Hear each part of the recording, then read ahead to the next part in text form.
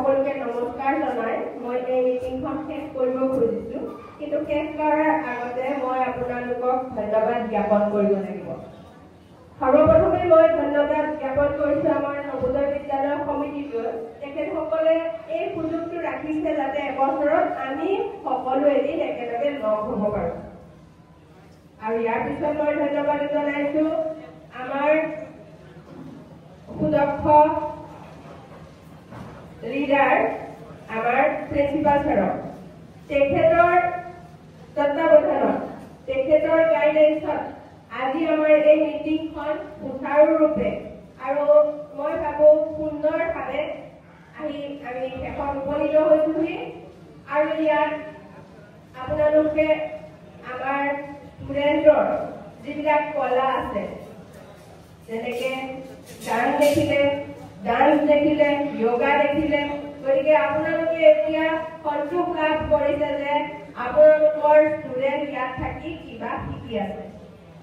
তাৰপিছতে মই ধন্যবাদ দিব লাগিব আপোনালোকৰ এই উপস্থিতিয়ে আমাৰ সভাখন সাফল্যমণ্ডিত কৰাত 100% অনুদান আগবঢ়াইছে।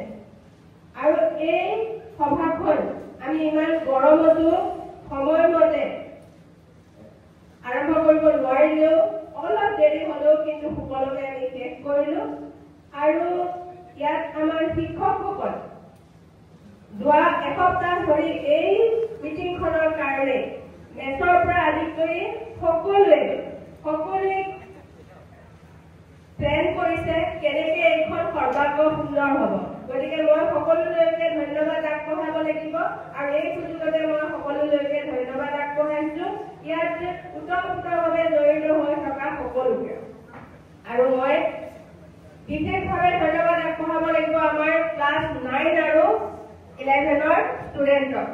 ক্লাছ 9 আৰু 11ৰ ষ্টুডেণ্টে আপোনালোকে দেখিলে আপোনালোকৰ সন্মুখত আপোনালোকক কেনেকে পানী এগিলাচ হলেও আপ্যায়ন কৰিছে আৰু এই সুন্দৰ বহিবলৈ ব্যৱস্থা কৰিছে আৰু যিমান পাৰিছে এই PA চিষ্টেমৰ পৰা আদি কৰি আমাৰ ইলেক্ট্ৰিচিয়ানৰ লগত নাইবা আমাৰ তত্ত্বাৱধায়ক শিক্ষকসকলৰ লগত সকলোৱে মিলি আমি এই কাম সফলভাৱে সমাপন কৰিছো।